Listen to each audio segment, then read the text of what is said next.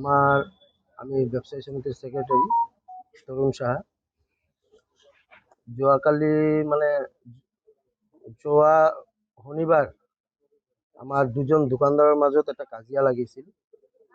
দুটা দোকানদাৰে অলপ কাজিয়া হোৱাৰ পিছত এইটো আমি কালি একচুৱেলি সমাধানৰ কাৰণে এটা মিউচুৱেল কৰি দিম বুলি ভাবি আমি আমাৰ বাথৌচালিৰ সেক্ৰেটাৰী মহোদয়ৰ ওচৰত আমি অৰ্ডাৰ লৈ পেলাই তাতে বহিছোঁ যে এটা মিউচুৱেল আমি কৰি দিম, দুয়ো পক্ষই যাতে কোনো কাজিয়া নহয়, সেইটো এটা মিউচুৱেল কৰি দিম। হোৱাৰ কাৰণে আমি মিটিঙত প্ৰচেচিং কৰিছিলোঁ আৰু মিটিংটো ভালদৰে প্ৰচেচিঙত গৈ আছে।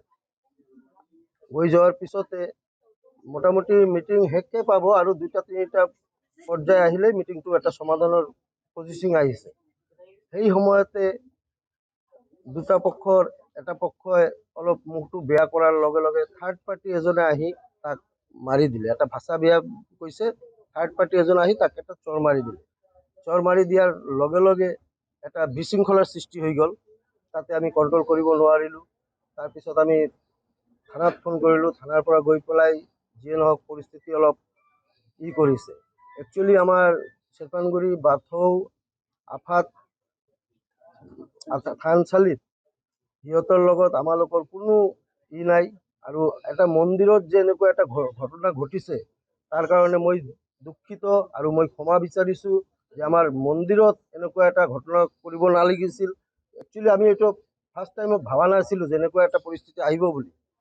যিয়ে নহওক তাৰ কাৰণে আমি দুখিত। আৰু বাথৌ কমিটিৰ লগত বা বাথৌ থানচালিৰ লগত আমাৰ কোনো মনোমালিন্য নাই। সিহঁতৰ লগত ৰিলেশ্যনটো আমাৰ ভালে আছে। আমাৰ সিহঁতৰ লগতো কোনো বেয়া ৰিলেশ্যন নাই। যিটো ঘটনা কালি যোৱা ৰাতি হৈছে তাৰ কাৰণে মই দুখিত আৰু তাৰ কাৰণে মই ক্ষমা মাগিছোঁ। এতিয়া আমাৰ প্ৰেচিডেণ্ট ছাৰে কিবা ক'ব। আৰু যিটো ক্ষতিপূৰণ হৈছে, চেয়াৰ টেবুল যিটো ভাঙা হৈছে, সেইটো আমি ব্যৱসায়ী সমিতিৰ পৰা আমি দুয়ো পক্ষ মিলি ক্ষতিপূৰণবিলাক আমি দিম। এইটো আমি স্বীকাৰ কৰিছোঁ, যিটো ডেমেজ হৈছে আৰু কি, এইটো আমি ক্ষতিপূৰণ দিম।